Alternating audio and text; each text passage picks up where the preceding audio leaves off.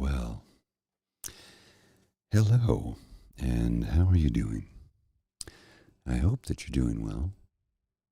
I hope that wherever you happen to be in this world, that you're feeling good and you're feeling happy, and that the spirit of the season, whether you celebrate the Yuletide or not, I hope the spirit of the season has you feeling good about yourself. Sorry, I need to just zip up a little bit there. So, just give me a second here. I did what the. So I'm not gonna. I don't want to advertise the product. They don't pay me. So that being said, I do like the product. It does rehydrate quite well. I'd be lying if I said otherwise.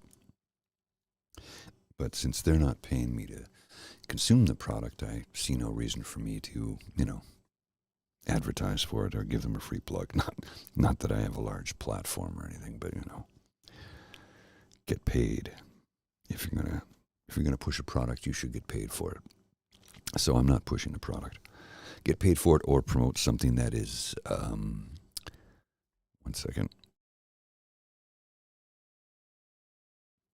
Something developed by, a neighboring local business or friends who own it or something to that degree. Anyway, that's where I'm getting at. So, I am. Sorry, I've got somebody messaging me. Why? What's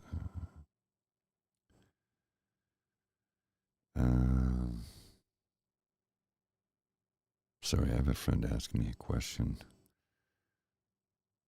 I'm just going to respond quickly because they're tied up. Apologies. Real time, that's the thing. When doing something live, when you get a message from somebody who urgently needs a response, you should do the appropriate thing and respond urgently. At least that's what I'm trying to do. Why does my mic stand keep dropping for some reason? I'm just having some issues here with. Well, I have lots of issues. Who's getting who? I have more issues than I care to mention. But at the moment, I just can't seem to get this mic set up correctly. There. Is that? That should be better. There we go. Slightly frustrated. Not overly frustrated, just minorly frustrated. It's worked from home today. And it wasn't a crazy busy day, but it wasn't a quiet day either, if that makes any sense for those of you who sometimes work from home like I do. It was busy enough. I just lost a feed there. I don't know what just happened. It was busy enough that I got something crashing on my computer. Wonderful. Just what you want. It was busy enough today that I was occupied, and when I took a break earlier, the idea was to just maybe relax for a little bit. I took a 30-minute lunch break, and I was going to. The plan, anyway, was to take a nap. Just relax, take a nap. And that didn't really happen because I was getting multiple messages. And I had multiple overlapping meetings, which is never really a fun thing. Not that I'm complaining, don't get me wrong. I'm not complaining at all, actually. It was a a Monday that was a little out of sorts. And as a result, I'm a little scronkly, which is a word my beloved created one day. And she looked at me and said, "Is my hair scronkly?" And I went, What does that mean, scronkly? I don't understand scronkly." But I've now adopted it. And scronkly means messed up, confused, disheveled. It's a new term in the English language. We're trying to make it happen, and I think it might just. And it has nothing to do with me, but I am very scronkly today. A little bit tired. Saturday evening, Saturday afternoon, we did for those of who are aware, hey Stephen, hey Elaine, for those who are aware, we do on my the other podcast I produce and contribute to. It's a political show, which has their worlds apart from this one. And on that political show, once a month we do a gathering at a pub, and we have what we call the pubcast, where we sit there and just talk and share stories about traveling the world, and people join in the chat, and every now and then we'll have a remote video guest. We have a few guests that'll show up in the pub and jump in on camera and mic them up, and yeah, we try and have as much fun with it as possible. So it was a 5-hour show, so I got there at noon, and we went live at 1, and I tore down at 6, just in time for the reservation to show up for 7. Got home, quickly washed up, and then went to a Christmas party. That was a lot of fun with some good friends, some dear friends, friends that I see frequently, but not as frequently as we used to, because lives are busy, and the pandemic thing changed stuff, and we all changed as a result of it. Oh, thanks, Andrew. I'm glad you enjoyed it. We had a lot of fun on Saturday. So, and then after that, we went to another party next to Bridget's neighbors, not just a couple doors down from where she lives, and that was also a very fun party. But at one point, she looks at me and she goes, "I think we should leave." I go, "Oh, why?" She goes, "It's 2 a.m. Oh, we should leave. We really should leave." I haven't been up that late in months. And I think the last time I stayed up that late was due to insomnia. So 2 a.m. on a Saturday evening at a Christmas party, don't get me wrong, we had a blast. It was so much fun. We had such a great evening. But Sunday I was physically exhausted, and my back was killing me.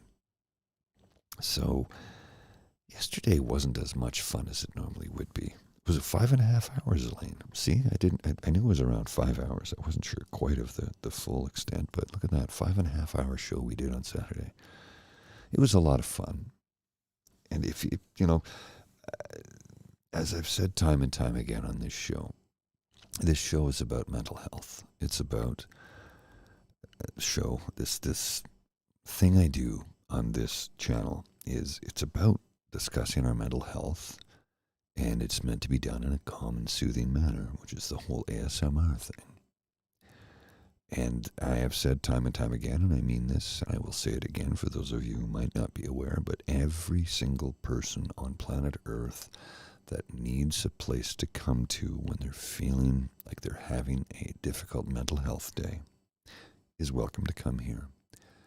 Provided, two things, provided you check your politics at the door, and you come in here with an open mind and want to be part of a community that wants to help each other. Those are the only two requirements. Leave your politics, whatever your belief system is, leave that at the door. You come into this space because you're having a mental health issue, a crisis, maybe you're having an anxiety attack. None of that matters to me, what the specifics of it are, for you to come here. When you're here, we talk about how we're feeling, what we're feeling, how we can how we can help each other out. And at this crazy time of the year, or the silly season, as I like to call it, 1 second, because it is a silly time of the year when stress can be high, anxiety can be high. Some people feel severe depression at this time of the year because maybe they have terrible memories of this season. And I'm lucky enough to say I love this time of year, despite the fact that there's some trauma that I have from my childhood. Every year, I used to get very, very sick right around Christmas. And for whatever reason, I don't know, but I spent a lot of Christmas Eve and Christmas Day in the hospital as a young child. And oftentimes, although not lately, in the last number of years, I would have to honestly say, but oftentimes those emotions would creep back in. The sheer thoughts and feelings of terror as, you're 4 or 5 years old and you're rushed to the hospital by your parents because you're running an insanely high fever or something to that effect. And you end up having to spend, Christmas Eve and Christmas Day in the hospital. And that's never fun as a child, and it's terrifying as a child. And it's not like children's hospitals today. And by the way, I was never in a children's hospital back then because it was the early 70s. And children's hospitals were not a big thing at the time, number one. And number two, I lived on a military base in northern Alberta. Well, Cold Lake is not super northern Alberta, but it's north enough. And anyway, you would be sharing a room with whomever else happened to be in the medical center, the hospital, on the base. It's not child-friendly, to say the least. It was cold and utilitarian. There were no playrooms. There might have been highlights books, but at 5, I didn't care about that. So there's a lot of emotional trauma from those days that I still carry with me, but I would like to say, and I want to reassure you that I'm well over it. I've dealt with it, and it's well in my past. But the thing about trauma is it leaves a scar. And the scars are permanent. They never go away. But in time, the scars do fade. So the pain that you felt from the cause of that scar is no longer there. So for me, Christmas is a joyful, happy time. I celebrate Christmas. Maybe not the way some people would like me to celebrate it, but for me, it's about getting together with friends and family and just talking about joyful, happy times. Maybe that's not suitable for some people, but again, here we check our religion, our beliefs, our politics at the door, and talk about how we're feeling. Now, I do realize that sometimes one's religious beliefs can be contradictory to one's mental health. We're not going to dive into this because that's not a thing for me. But I do realize that some people unquestionably do have those, is the term issues? I don't even know what term to use there. Complications? Maybe complications is a better term. And to be honest, I don't know exactly how I can address that other than I hope if you come here because you're struggling, you find some peace. I hope that. that's my purpose, is to bring you some peace, some relaxation, some calming, soothing words. One of my neighbors is smoking a buttload of cannabis, and I can smell it coming through the vents, and I do not like it because I'm allergic to it. So I may have to cut out early because, yeah, that could be interesting. It's really strong, though. Oh, my goodness. I might have to talk to my landlord about resealing some vents because I'm not supposed to get that. And as I said, I'm very allergic to it. As a matter of fact, when they were renovating the apartment next door, the individuals who did the work, they did, renovating the, getting it ready for a new tenant, because the woman who had lived there before had been there for 50 years. So it needed, paint, patching, sanding, new Varathane on the floors.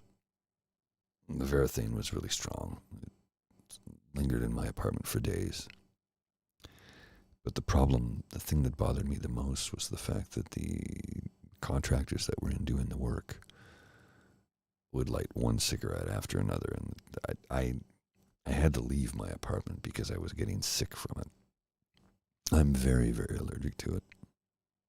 I can't be in the vicinity of it, and to be honest with you right now, I think I'm going to have to cut this short. I'm sorry. I'm kind of off topic. And I wanted to give you a good 30, 45 minutes today, but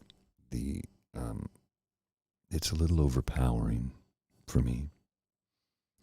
And it will cause me to break out in hives and give me an extreme headache and some nausea. And I don't want to take part in any of that, quite frankly. I can't be around it. I'm severely allergic to it. And right now there's a vent just on the other side of this insulated panel I have, and I'm going to have to figure out a way to prevent that from happening in the future, because I don't want to have to sit in my own dwelling and be subjected to something that I don't want. I'm sorry. I'm really sorry, but I have to cut this short. I'm sorry about this. It's really getting to me. I hope that everybody that has tuned in this evening has found something from this that could help them. If you're a little bit relaxed, I will switch to the whisper, because I understand that people like the whisper, and I'm currently beginning to feel the burning in my lungs and my throat from the smoke that is coming through the vent from my next door neighbor, who is burning about a pound of cannabis, which is completely legal in this country, and they are welcome to do so. Except here's the funny thing. When they signed their lease, it's a non-smoking building. They signed their lease. It's in the lease, and they can make a building non-smoking because the ventilation here isn't the best. So I might have to have a talk with my landlord tomorrow, because sorry. You want to smoke your weed, you're free to do it. It's a free country, but you're not supposed to do it in the building. Especially when it affects the health of your other tenants. So this went from being a chat about mental health to my physical health, and I don't like to do that, but it was necessary.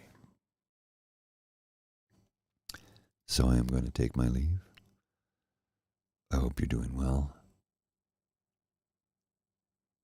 I have to address this tomorrow. And between now and then, I'm going to go to my bedroom, close my door, and hopefully it won't get to me too much. So, because this was a roadblock, or a bump in the road that I was not planning for, obviously, who plans for something like this, I will have to give you another show before this week is through, because I feel I owe it to you. And this really threw me off track, and I did not want to do that. So, my friends, I hope that you are well. I hope that you're feeling as good as you possibly can. And remember, if you're feeling bad, smile and laugh. You're tricking your own brain into thinking, like literally you're tricking your own brain chemicals. Brain chemicals recognize laughter, whether it's real or unreal, they don't know, as if they have a thought process. But your brain will trick itself. So if you laugh, even when it's fake, the physical response is identical to the real thing. It will release serotonin, it will be accepted, and you will feel better. Trust me, it's the truth. I do have to go, and I will see you soon. I promise you. Take care.